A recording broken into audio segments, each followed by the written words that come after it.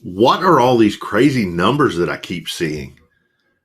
How come every month realtors put out state of the market, but I don't understand what any of these numbers mean? Today, I want to go over the state of the market here in McLennan County and what those numbers mean to you, whether you're buying or selling a home in 2021, right after this.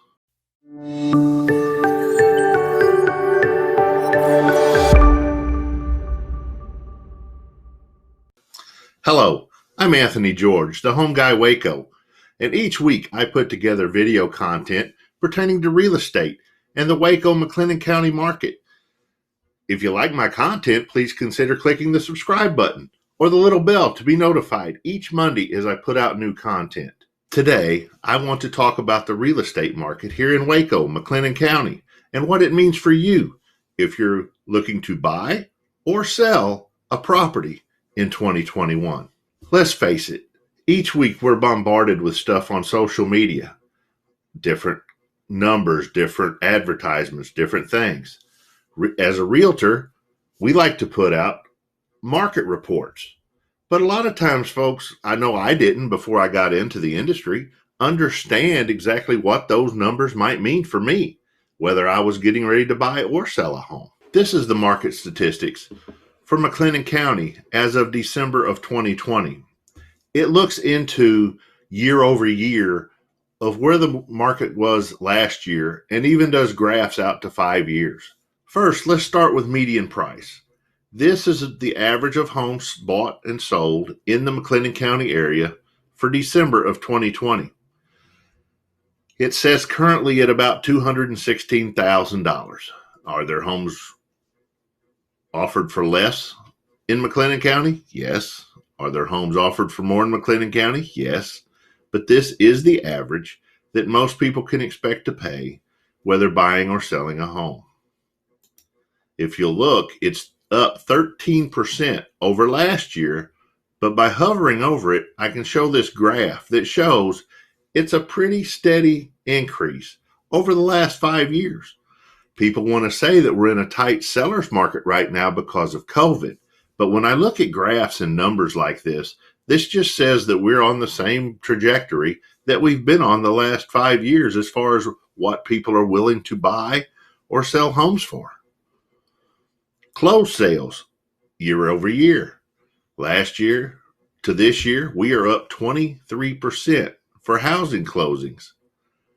But again, if you look at the trend from 2015, if I draw a straight line, yes, I see ups and downs on this little graph, but those ups and downs are the months of the year, as we typically tend to sell and buy more property in the summer months than we do over the winter. But if you'll just draw a straight line across, it is still a pretty steady increase of listings year over year. This is what has everybody understanding that this is a seller's market. In a seller's market, we have less supply and more demand. And as you can see, there are only, as of the close of December, there were only 308 properties for sale, residential properties that is, for sale in the McLennan County area. What that turns into, basically, if no other houses were listed today, it would mean we have a 1.1 month supply. We would be out of properties to sell in a little over a month if nothing else was listed going forward. However, listings come on every day. Sales go on every day. Is on the market. How fast are homes selling? And as you can see, the trend goes the other direction. It's going down. What that means is homes are being sold quicker when they're put on the market than they were 5 years ago. They're not sitting there waiting on buyers. They're sitting there getting multiple offers. Days to close.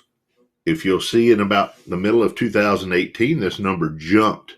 Why would that be? Well, in the middle of 2018, we started lowering interest rates and a lot of people started refinancing their houses. That caused a lot more appraisals to be done. So it takes longer to get an appraisal for a new purchase because they're busy doing all the refinances. The same way with finance companies. It's taking longer to go through all of the the paperwork, the qualifications to get things done. So days to close took an increase in 2018.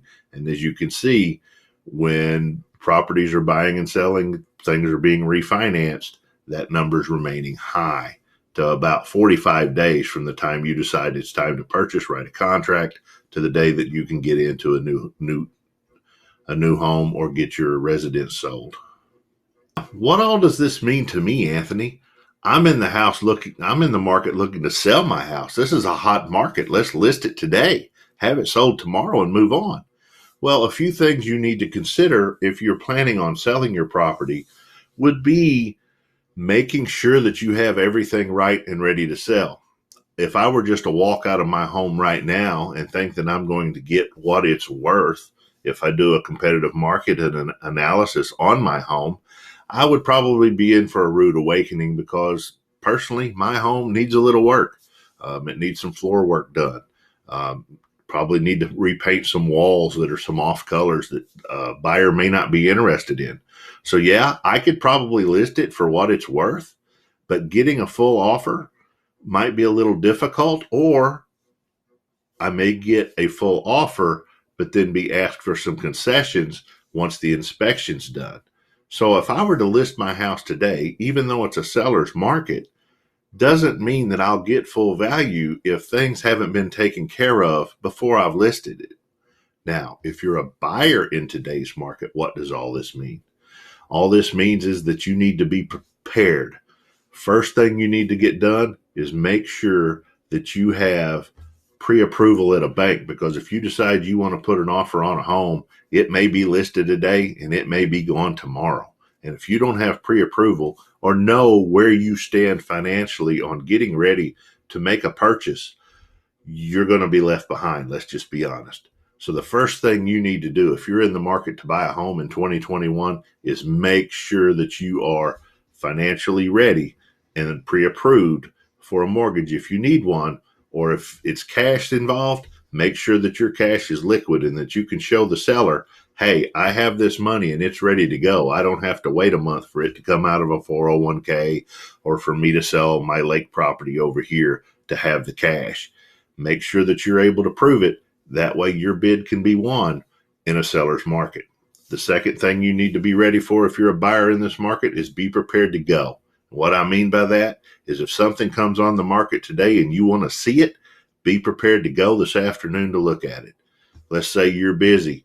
Let's say you work long hours and can't get here. Let's say you're from out of town and want to move here and there's no way you can get here until the weekend.